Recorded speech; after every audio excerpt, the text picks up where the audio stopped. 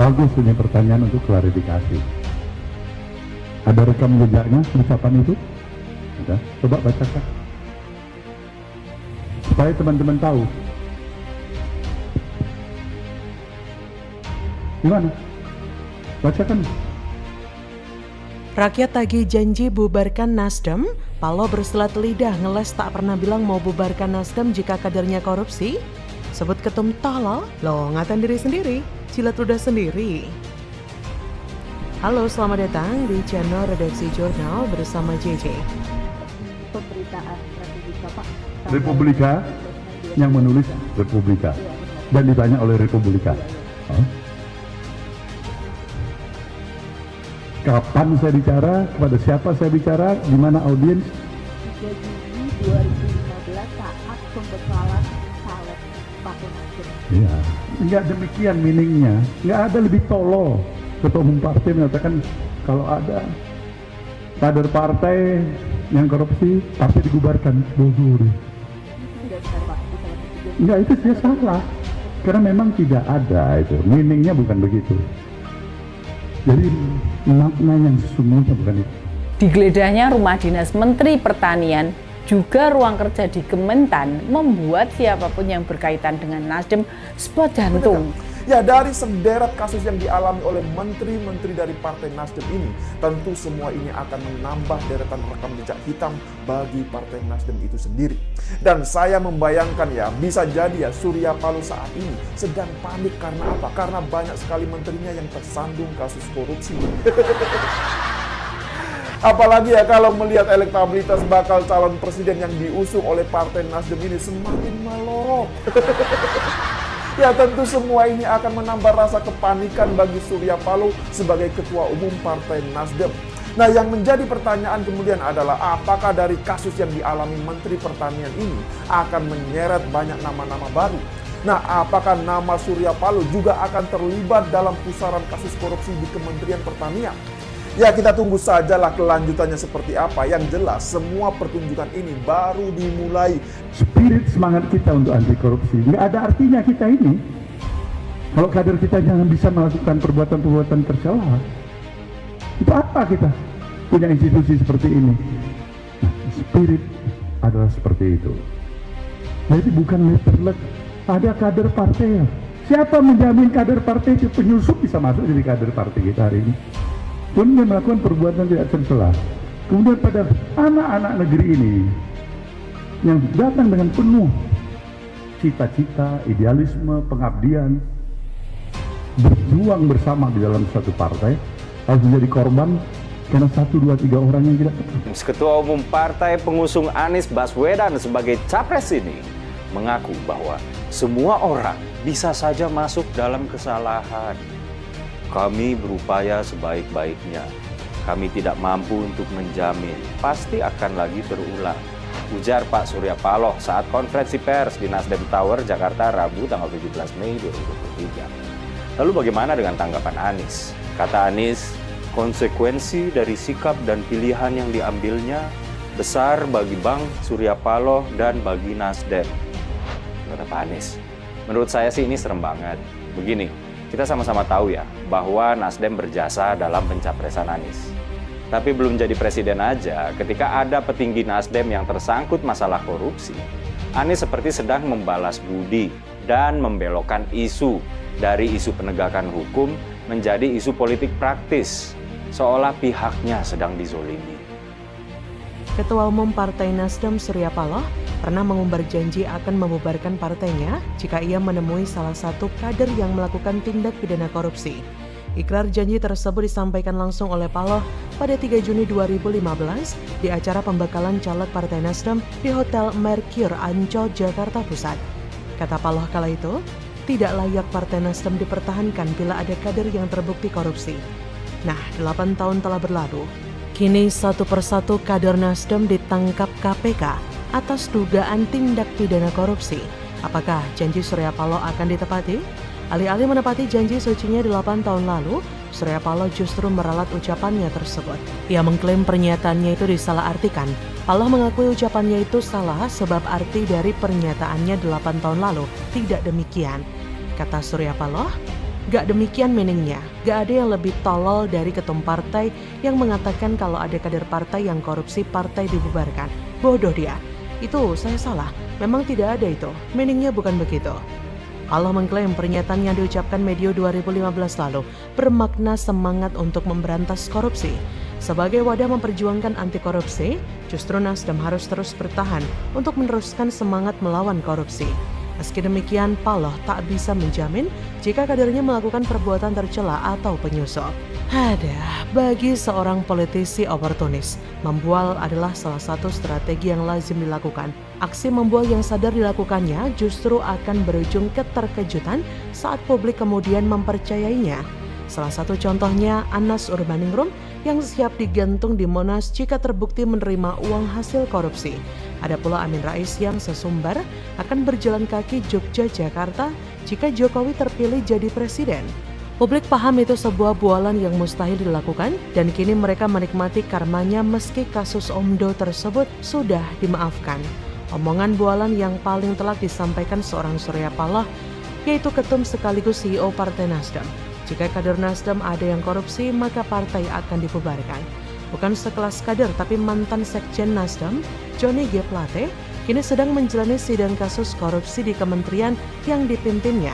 Menyusul sebentar lagi, Syahrul Yassin Limpo, politikus senior Nasdem, akan berstatus tersangka atas dugaan penyalahgunaan jabatan dan menerima gratifikasi. Sesumbar Surya Paloh kemudian dipercaya oleh publik yang geram atas perilaku Menteri Kader Nasdem tersebut. Lalu menagih janji Surya Paloh untuk membubarkan partai pendukung Capres Anies tersebut. Surya Paloh kaget bukan kepalang ketika bualannya kemudian dipercaya publik. Membubarkan partai itu tidak semudah orasi di atas panggung, namun harga diri atas sesumbarnya tersebut kini sedang dipertaruhkan. Sebenarnya Surya Paloh masih punya argumen logis demi menjawab desakan publik. Dua petinggi partainya masih dalam proses hukum, belum divonis hakim sebagai koruptor. Nasdem tidak wajib dibubarkan, menunggu putusan inkrah hingga ke MA. Butuh waktu paling cepat 1 tahun untuk proses itu. Masa tenggang tersebut bisa dimanfaatkan Nasdem dengan menggunakan segala cara untuk memenangkan capresnya Anies Baswedan di Pilpres 2024 nanti.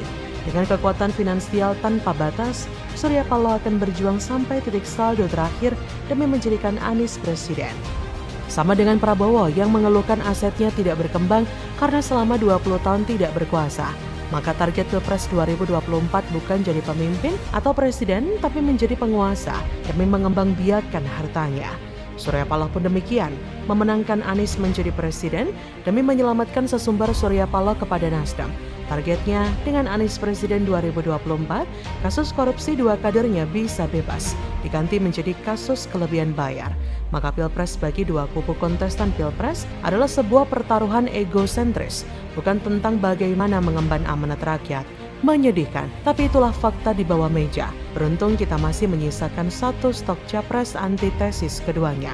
Tapi masih ada Ganjar, menjadi pilihan paling rasional meski sedang dikeroyok 2 agenda kapitalis dan oligarki. Bagaimana menurut Anda?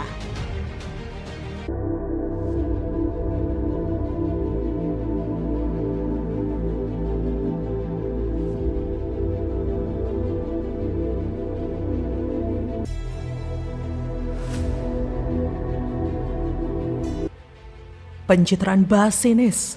Buat SKCK, Anies diantar pakai motor, mana jet pribadimu? Pura-pura merakyat gitu toh. Puluhan wartawan sudah standby, drama murah nis-nis. Halo, selamat datang di channel Redaksi Jurnal bersama JJ. Soal timnas pemenangan nanti pada waktunya akan diumumkan. Yang pernah bersama saya di Jakarta pasti tahu persis. Saya mengerjakan dulu sampai selesai baru diumumkan.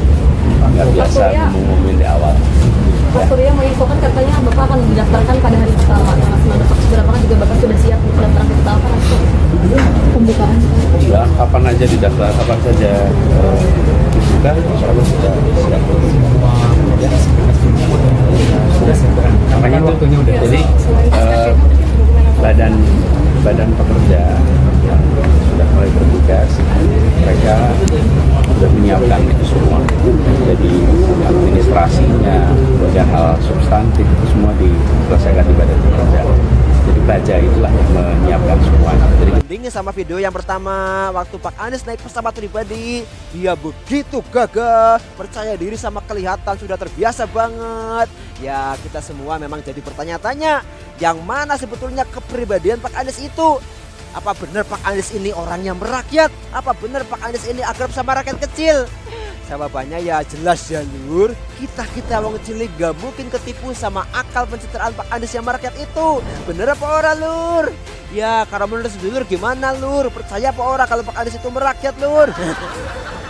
Nah dari sini saya penasaran ya, ketika Anies Baswedan, menurut saya terlalu lebay banget ya di sini, diciumi seperti itu ya, sangat lebay sekali. Kalau Presiden Joko Widodo dan Ganjar Pranowo kan ya biasa saja lah. Jadi lur harus dipahami kalau 80% rakyat Indonesia itu masih termasuk golongan kelas menengah ke bawah. Ya istilah kita sih, mereka itu kebanyakan adalah wong cilik. Mereka rakyat jelata kayak kita semua lur.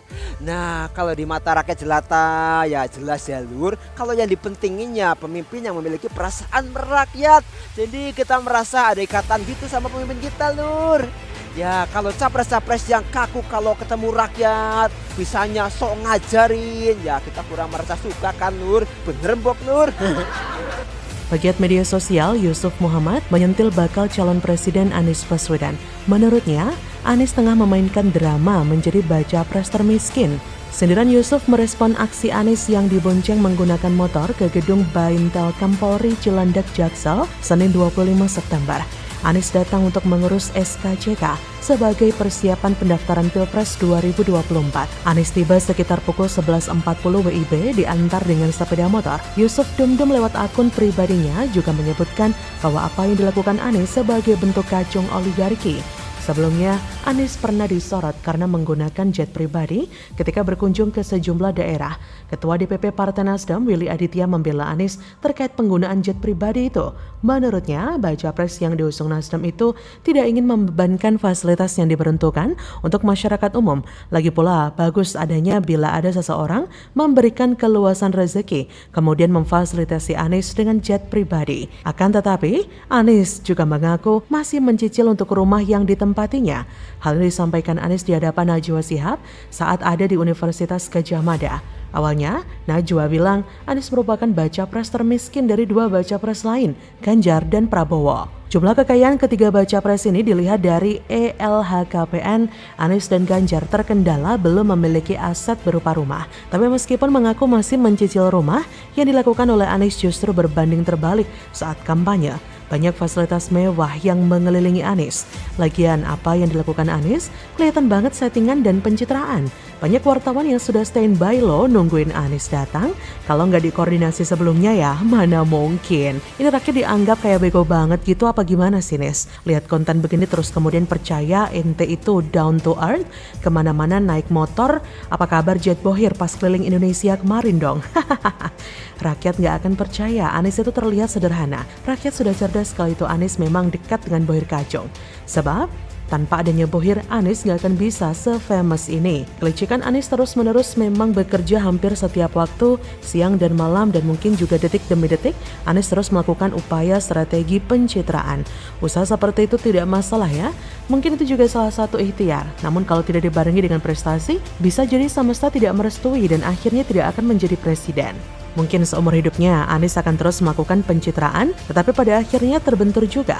Jangan-jangan nanti Anies bisa hilang kewarasannya kalau mabuk pencitraan kan? Jadi bagaimanapun Anies berusaha mencitrakan dirinya tetap saja akan keok. Karena ada kesalahan yang sangat fatal dan besar sekali, yaitu Pilkada 2017 yang menggunakan politik sara dan politik ayat mayat yang sangat brutal itu. Ini mungkin semacam kutukan yang sulit dihilangkan. Lama-kelamaan soal pencitraan ini akan basi dan rakyat tidak lagi respect dengan segala macam usaha pencitraan. Rakyat malah ingin terjadinya sosialisasi pejabat dengan cara-cara yang alami, seperti misal kumpul bareng, makan bareng, atau dengan berbagai kegiatan yang berinteraksi langsung dengan rakyat. Jangan tiba-tiba keruk-kerugot pakai tangan ya. Selama ini Anies pencitraannya bisa dibilang monolog, artinya asik sendiri dengan tim kameranya. Misal dia ada di Arab Saudi, ya tak henti-hentinya mencitrakan dirinya sebagai orang yang sangat penting sehingga harus dijaga oleh para askar di sana. Beda halnya dengan Ganjar yang sering melakukan interaksi dengan banyak warga. Bahkan olahraga pun Ganjar menyapa warga dan berdialog seperti